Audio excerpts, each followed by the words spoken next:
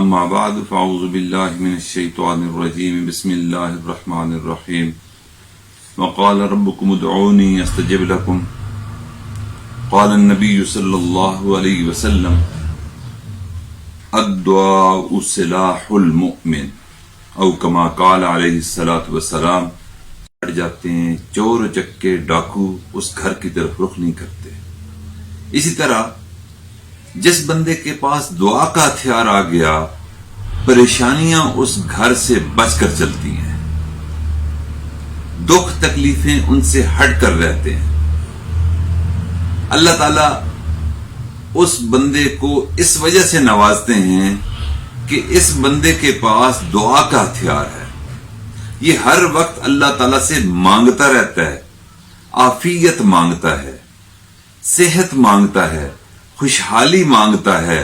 اور اگر خدا نخواستہ تقدیر کے فیصلوں کے ساتھ اگر اس کو کبھی بیماری آئے تو اس کا رجوع پھر اللہ کی طرف ہوتا ہے اور اس بیماری پر اس کو صبر آتا ہے. اگر تنگ دستی آ جائے تو پھر بھی رجوع اللہ کر لیتا ہے. اگر تنگ دستی ہو جائے تو وہ سمجھ جاتا ہے کہ میری کچھ خامی ہے اور جس کی وجہ سے اللہ رب العزت نے میرے پر حالات بھیج دیے ہیں، تو وہ بندہ اور زیادہ اللہ کی طرف راغب ہوتا ہے، رجوع کرتا ہے، اور اللہ تعالیٰ پھر اس کے رجوع کرنے کو پسند فرما کر اس تکلیف میں اس کو صبر عطا فرما دیتے ہیں. یعنی دنیا دار کی طرف اگر بدحالی آئے، جس کا رابطہ اللہ کے ساتھ نہ ہو، اگر اس کو بیماری آئے تو اس کو صبر نہیں ملتا. لیکن جس بندے کو اللہ تعالیٰ نے دعا کا ہتھیار عطا کر دیا، اگر حالات کی اس پر آ جائیں تو اللہ رب العزت ان حالات پر اس کو صبر عطا فرما دیتے ہیں، صرف اور صرف دعا مانگنے کی وجہ سے. اس لیے میرے بھائیو، دعا مومن کا ہتھیار ہے. اللہ تعالیٰ ہمیں بھی اس دعا کے ہتھیار کو ساتھ رکھنے کی ہمیشہ توفیق عطا فرمائے. ہمیں چاہیے کہ ہم روزمرہ زندگی میں روزانہ ہمارا دعا کا دورانیہ کم از کم 20 منٹ ہونا چاہیے. ہم 20 منٹ تک اللہ رب العزت سے مانگتے رہیں. ہم اللہ تعالیٰ سے ایمان کی سلامتی مانگیں، ہم اللہ رب العزت سے صحت عافیت مانگیں، ہم اللہ رب العزت سے اس کی محبت کو مانگیں. والد گرامی حضرت مرشد عالم رحمۃ اللہ علیہ فرمایا کرتے تھے کہ یا اللہ میں تجھ سے تجھ ہی کو طلب کرتا ہوں. یہ کتنی عاشقانہ سی دعا تھی. تو ہمیں بھی ایسی دعائیں مانگنی چاہیے. جب بندہ دعا مانگتا رہتا ہے، ایک وقت آتا ہے کہ اللہ تعالیٰ اس کو اپنی محبت عطا فرما دیتے ہیں. ایک وقت آتا ہے کہ اس کا دل نبی علیہ الصلوۃ والسلام کی محبت سے لبریز ہو جاتا ہے اور کوئی سنت چھوڑنا اس کے لیے ممکن نہیں رہتا. پھر وہ ہر معاملے میں سنت والی زندگی گزارتا ہے. تو یہ دعا ایسی نعمت ہے کہ اللہ تعالیٰ کے خزانے لامحدود ہیں، اور دعا کی وجہ سے اللہ تعالیٰ اپنے بندوں کو اس نعمتوں سے، انعامات سے، دعا کی قبولیت سے نوازتے رہتے ہیں. اور یہ دعا مانگوانا دوسروں سے یہ بھی سنت ہے. دوسروں کے لیے عرض کرنا، کسی شیخ کو دیکھا، کسی عالم کو دیکھا، کسی تبلیغ والے بزرگ کو دیکھا، تو ہمیں چاہیے کہ ہم اس سے عافیت کی دعا کی درخواست کریں، تاکہ وہ اللہ کا قرب والا بندہ ہے، اللہ کی عبادت میں مصروف رہتا ہے، تبلیغ ذکر اذکار میں مصروف رہتا ہے، تو ایسا بندہ اللہ تعالیٰ کے قریب ہوتا ہے اور اس کو دعا مانگنے کا ایک خاص طریقہ اور ڈھنگ آیا کرتا ہے. وہ پہلے اللہ تعالیٰ کی تعریف کرتا ہے، نبی علیہ الصلوۃ والسلام پر درود بھیجتا ہے، پھر اللہ تعالیٰ سے اپنی موت محمود مانگتا ہے، پھر اللہ تعالیٰ سے دین کی خدمت مانگتا ہے، اور پھر دنیا کی باتیں بھی اللہ تعالیٰ کے سامنے رکھ دیتا ہے. ایک نکتے والی بات ذہن میں آئی، دل چاہ رہا ہے کہ وہ آپ کے سامنے بھی رکھ لوں، کہ دعا کی ایک نرالی شان ہے. ہم بیت اللہ کا طواف کرتے ہیں، مقام ابراہیم پر نوافل پڑھتے ہیں، راتوں کو اٹھ کر اگر تہجد ذکر اذکار کرتے ہیں، زکوٰۃ دیتے ہیں، دوسری عبادات کرتے ہیں، تو ایک بات نکتے والی سمجھنے کی ضرورت ہے کہ اگر اس میں نیت دنیا کی آ گئی، وہ ساری کی ساری عبادت رائے گاہ چلی جائے گی. اللہ کے ہاں اس کا کوئی مول نہیں پڑے گا. اگر نیت اللہ کی ہوتی، اللہ کی رضا، تو سونے کا مول پڑنا تھا. لیکن جب نیت دنیا کی ہو گئی تو دنیا تو مٹی ہے میرے بھائیوں. وہ جو سونے کے بھاؤ اعمال تلنے تھے، وہ مٹی کے بھاؤ بھی اللہ تعالیٰ نہیں خریدے گا. لیکن ایک بات بڑی نرالی ہے دعا کی، کہ نیت دعا میں دنیا کی نہیں رکھنی، عبادات میں دنیا کی نیت نہیں رکھنی. لیکن دعا ایک ایسی نعمت ہے کہ اس میں اگر آپ اللہ تعالیٰ سے دین مانگیں پھر بھی عبادت ہے، اور دعا کی کیفیت کے اندر صحت مانگیں پھر بھی عبادت ہے، دعا کے اندر آپ خوشحالی مانگیں پھر بھی عبادت ہے، دعا کے اندر آپ نیکی تقوی مانگیں یہ بھی عبادت ہے. حتیٰ کہ دعا کے اندر اگر دنیا مانگیں اللہ تعالیٰ اس کو عبادت کے درجے میں رکھ لیتے ہیں. کہتے ہیں کہ یہ دنیا خود نہیں ایفرٹ کر رہا، بلکہ رب پروردگار سے مانگ رہا ہے کہ یا اللہ مجھے خوشحالی دے دیجئے، یا اللہ مجھے اچھی سواری دے دیجئے، یا اللہ مجھے اچھا گھر دے دیجئے. تو یہ جو دنیا کا طلب کرنا دعا میں ہے، اللہ اکبر کبیرہ، اس دعا کی نرالی شان ہے کہ دنیا طلب کریں گے، اللہ رب العزت سے جب طلب کریں گے تو پھر دنیا مانگنا بھی اللہ عبادت میں لکھ دے گا. یہ دعا کی نرالی شان. پھر میرے بھائیو، دعا کی قبولیت کی 3 صورتیں ہم اپنی روزمرہ زندگی میں بھی دیکھتے ہیں کہ کچھ دعائیں ایسی ہوتی ہیں کہ جن کو اگر ہم اللہ سے مانگیں تو ہمیں یوں محسوس ہوتا ہے جیسے فوراً قبول ہو گئی. جیسے ایک بندہ تکلیف میں ہے، ایک بندہ بخار میں ہے، نزلہ زکام کھانسی میں ہے، اور اس کو بیماری کوئی لگ گئی، اس نے دعا مانگی، اللہ تعالیٰ نے فوراً صحت عطا فرما دی. یہ ہے دعا کی فوری قبولیت. بچے نے امتحان دیا، بورڈ کا امتحان تھا، مدرسے کا امتحان تھا، بخاری شریف کا امتحان تھا، امتحان دیا بچے نے. امتحان دینے کے بعد اس نے دعا مانگی کہ یا اللہ میرے بس میں محنت ہی تھی، قبولیت تو آپ کے پاس ہے، مہربانی فرما دیجئے ہمیں امتحان میں اچھے ممتاز نمبروں سے کامیاب فرما دیں. اللہ تعالیٰ دعا قبول کر لیتا ہے، بچہ پاس ہو جاتا ہے. بورڈ کے امتحان میں اسکول میں بچے پاس ہو جاتے ہیں، کالج یونیورسٹی میں پاس ہو جاتے ہیں. یہ پہلی صورت ہے کہ دعا کی قبولیت فوراً ہو جاتی ہے. اب دوسری صورت دیکھیں، وہ اس سے بھی بڑی پیاری ہے. ہمیں غمگین نہیں ہونا چاہیے جب دعا مانگیں اور قبول نہ ہو رہی ہو، غمگین نہیں ہونا چاہیے. حدیث پاک میں آتا ہے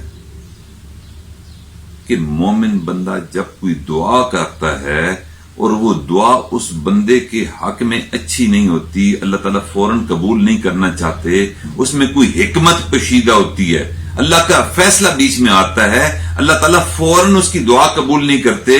لیکن کیونکہ مانگا تھا سمیع سے، مانگا تھا اللہ رب العزت سے، اللہ رب العزت نے کہا کہ میری شان کے خلاف ہے کہ کوئی مجھ سے مانگے اور میں اس کو دوں نہیں. اب میرے اپنی شان کا اظہار اس طریقے سے کروں گا کہ میرے بندے کے اوپر جو زندگی کے فلاں وقت میں اس پر ایک بلا آنی تھی، ایک آزمائش آنی تھی، ایک بیماری آنی تھی، اس دعا کو تو میں قبول نہیں کرتا، لیکن اس بلا کو ٹال دیا کرتا ہوں، اس بیماری کو ٹال دیا کرتا ہوں. تو میرے بھائی کریم سے واسطہ پڑا ہے، مومن کی کوئی دعا رد نہیں ہے. اس لیے کبھی ذہن میں یہ خیال مت لائیں. لوگ اکثر یہ کلمات منہ سے سخت کلمات بول جاتے ہیں کہ جی ہماری تو کوئی سنتے ہی کوئی نہیں، جی دعا مانگ مانگ کر تھک گئے، کیا کریں اب تو 2 منٹ ہی دعا مانگتے ہیں، کوئی بات نہیں، قبول ہو گئی تو ٹھیک، نہیں تو اتنا عرصہ سے فلاں چیز طلب کر رہا تھا، کوٹھی بنگلہ کار طلب کر رہا تھا، فلاں چیز طلب کر رہا تھا، بچے اولاد طلب کر رہا تھا، وہ تو ملی کوئی نہیں. تو میرے بھائیو یہ مایوسی کی باتیں نہیں سوچنی. اللہ رب العزت ایک وقت آئے گا اس دعا کی قبولیت کو بھی فرما دیں گے، اور دعا کی قبولیت میں جو تاخیر ہو رہی ہے اس قبولیت میں تاخیر کی وجہ وہ کوئی حکمت ہے. اس لیے اللہ رب العزت اس بندے پر جو بلا نازل ہو رہی ہوتی ہے اس بلا کو ٹال دیا کرتے ہیں. یہ ہے دوسری صورت. اب تیسری صورت اس سے بھی زیادہ خوبصورت ہے، لیکن کیونکہ ہم جلد باز واقع ہوئے ہیں، ہم یہ چاہتے ہیں کہ اس دنیا کی زندگی میں جب دعا مانگیں، جس وقت مانگیں اور جو چیز مانگیں وہ فوراً مل جائے. اللہ تعالیٰ تو حکیم ہے. ایک بندے نے دولت مانگی، اللہ کو پتا تھا کہ میرا بندہ کمزور ہے، اگر میں نے اس کو دولت اس کی ناپختگی میں دے دی، کچے ذہن میں دے دی، تو یہ اپنے ایمان کو خراب کر بیٹھے گا۔ اب اللہ تعالیٰ کے نزدیک بندے کا جو عاقبت ہے، وہ عاقبت اللہ تعالیٰ کو بڑی عزیز ہے کہ میرا بندہ روز قیامت ہمیشہ ہمیشہ کی زندگی پا جائے، ہمیشہ ہمیشہ کی راحت پا جائے، ہمیشہ ہمیشہ کی فلاح پا جائے۔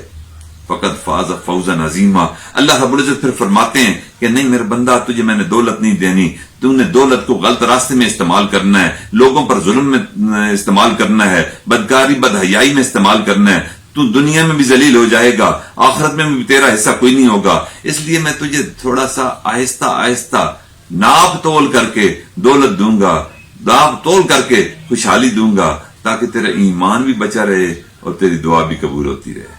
اس لیے میرے بھائیو، کبھی ہم نے اس حوالے سے اپنے دل کو کمزور نہیں کرنا۔ تو تیسری صورت میں عرض کر رہا تھا کہ اللہ رب العزت اس زندگی میں دعا قبول ہی نہیں کرتے۔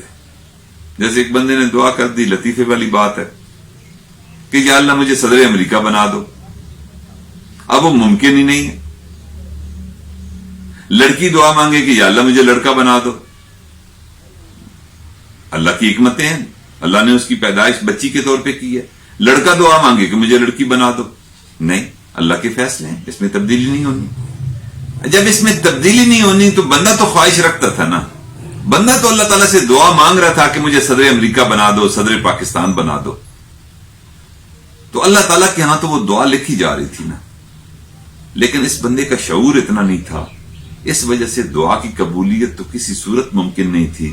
اب اللہ تعالیٰ کہیں گے روز قیامت، میرا بندہ میں نے زندگی میں تیری مانگی ہوئی تمام دعاؤں کو قبولیت کے درجے میں لکھ دیا، کچھ دعائیں فوراً قبول کر لیں، کچھ دعاؤں کو تاخیر سے قبول کیا، کچھ دعاؤں کی وجہ سے تمہارے لیے بلاؤں کو ٹال دیا، لیکن کچھ دعائیں ایسی تھیں جو تیری دنیا کی زندگی میں نے قبول نہیں کی، اس لیے کہ تو جب روز قیامت میرے پاس آئے گا، ان دعاؤں کی قبولیت اس صورت میں آئے گی کہ میں تیرے گناہوں کو معاف کر دوں گا، ان دعاؤں کی قبولیت اس صورت میں آئے گی کہ میں جنت میں تجھے تیرے درجے بڑھا دوں گا اور تجھے جنت میں اعلی مقام دے دوں گا۔ بندہ پوچھے گا کہ یا اللہ یہ عبادت تو میں نے نہیں کی تھی، یہ جنت میں اونچے درجے کیوں؟ تو اللہ تعالیٰ فرمائیں گے کہ جو دنیا کی زندگی میں تیری دعائیں میں نے قبول نہیں کی تھیں، آج دنیا میں تو دعائیں قبول نہ کرنے کی وجہ سے میں آج روز قیامت جنت میں تیرے درجوں کو بڑھا رہا ہوں۔ وہ جنتی جس کو اعلیٰ درجے دیکھ کر وہ خوش ہو رہا ہوگا، وہ اس کے ذہن میں ایک حسرت آئے گی، اس زبان سے پکارے گا کہ یا اللہ میری اگر پوری دوبارہ زندگی ہوتی تو میں یہ کوشش کروں گا کہ میں ساری دعائیں روز قیامت تک کے لیے اٹھا کے رکھوں، میں اجر پا کر خوش ہو گیا، دنیا میں کاش میری کوئی دعا قبول نہیں ہوتی، اور آج روز قیامت اللہ تعالیٰ اپنی رضا کی صورت جنت عطا فرما کر میری ساری دعاؤں کو قبول کر رہے ہیں، کاش دنیا میں میری کوئی دعا قبول ہی نہیں ہوئی ہوتی۔ اس لیے میرے بھائیوں، یہ تین صورتیں ہیں کہ دعا فوراً قبول ہو جاتی ہے، دعا کی وجہ سے بلا ٹل جاتی ہے، اور پھر کچھ دعائیں ایسی ہیں جو روز قیامت تک مؤخر کر دی جاتی ہیں۔ تو میں عرض کر رہا تھا کہ جو بزرگوں سے دعاؤں کا عرض کرنا، یہ نبی علیہ الصلوۃ والسلام کی سنت ہے۔ نبی علیہ الصلوۃ والسلام حضرت عباس رضی اللہ تعالیٰ عنہ سے ایک دفعہ فرمانے لگے، ان کے چچا تھے، فرمانے لگے اکثر دعا بالعافیہ، اللہ سے عافیت کی دعا مانگا کرو تاکہ اللہ عافیت والا معاملہ فرمائے۔ تو یہ دعا مانگنی اور بڑوں سے کہنا، اور عبداللہ ابن عباس رضی اللہ تعالیٰ عنہ چچیرے بھائی ہیں، وہ جا رہے ہیں عمرے کے لیے، حضور نبی کریم صلی اللہ علیہ وسلم سے ملاقات کر کے جب رخصت ہوئے تو نبی علیہ الصلوۃ والسلام ان سے کہنے لگے، فرمانے لگے کہ عبداللہ سفر میں دعائیں قبول ہوتی ہیں، تم جہاں اپنے لیے دعا کرو گے وہاں میرے لیے بھی دعا کرنا۔ اب وہ غلام ہیں، چچیرے بھائی ہیں، ادھر امام الانبیاء ہیں، ادھر امتی ہیں، لیکن ایک امام الانبیاء اپنے ایک امتی کو، اللہ اکبر، وہ دعاؤں کے لیے فرما رہے ہیں۔ اس لیے میرے بھائیوں، جب بھی کوئی اللہ والا نظر آئے ہمیں بھی چاہیے کہ ہم اس کی خدمت کریں، اس کا دل ٹھنڈا کریں اور ان سے دعاؤں کے لیے عرض کریں۔ اور ایک اور بات آخری، کچھ دعائیں قبول نہیں ہوتی، بندہ پریشان ہوتا ہے تو قبول نہیں ہوتی، اس کی ایک بڑی پیاری توجیہ حدیث مبارکہ میں ہے کہ ان العبد یدعو اللہ سبحانہ، کہ بندہ اللہ تعالیٰ کو پکارتا ہے، دعا مانگتا ہے، وہو یحبہ، اور اللہ تعالیٰ اس بندے کی دعا کو پسند فرما رہے ہوتے ہیں، فیقول، اللہ رب العزت اس کی دعا سننے کے بعد فرماتے ہیں یا جبرائیل اخر حاجت عبدی، میرے بندے کی حاجت کو ذرا مؤخر کر دو۔ جبرائیل عرض کریں گے کہ یا اللہ، ایک تو آپ اس کی آواز کا دعا مانگنا اور اس کا آپ کے ساتھ رابطہ، یہ آپ کو پسند آ رہا ہے اور آپ خود فرما رہے ہیں کہ مجھے پسند آ رہا ہے، پھر آپ کہہ رہے ہیں کہ میرے بندے کی حاجت کو مؤخر کر دو، یہ کیا معاملہ ہے؟ پھر اللہ تعالیٰ نے بڑا ہی پیارا جواب دیا، وہ ہم جیسے بندوں کے لیے بڑی ڈھارس بن جاتی ہے۔ اللہ تعالیٰ فرماتے ہیں فَإِنِّي أُحِبُّ أَنْ أَسْمَعَ صَوْتَهُ، کیونکہ میں پسند کرتا ہوں کہ اس کی آواز کو سننا کروں، سنتا رہوں میں اس کی آواز کو، اس کا مانگنا مجھے اچھا لگتا ہے، وہ بڑے اچھے پیارے انداز میں مجھے مانگتا ہے۔ اگر تو نے اس کی حاجت براری کر دی تو یہ مانگنا کہیں چھوڑ نہ دے، اس لیے اس کی حاجت پوری نہ کرنا، اس کی حاجت مؤخر کرتے رہنا، تاکہ ہو سکتا ہے کہ یہ دعا مانگنا اگر حاجت کی وجہ سے چھوڑ دے تو مجھے اس کا دعا مانگنا بڑا پسند ہے، تم میرے جبرائیل، تم میرے بندے کی حاجت براری میں تاخیر کرنا تاکہ میں اس کی دعاؤں کو سنتا رہوں، اس کا دعا کرنا مجھے پسند ہے۔ اس لیے میرے بھائیو، ہمیں بھی کوشش کرنی ہے، اللہ تعالیٰ سے آگے ہاتھ ہم بھی پھیلاتے رہیں۔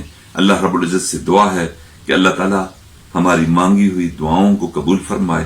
اس رمضان میں صبح شام، سحر افطار اور دن رات کے مخصوص اوقات میں، ذکر تلاوت کے وقت، اذکار کے وقت، مراقبے کے وقت، جو بھی ہم دعا مانگیں، اللہ رب العزت ان دعاؤں کو شرف قبولیت عطا فرمائیں۔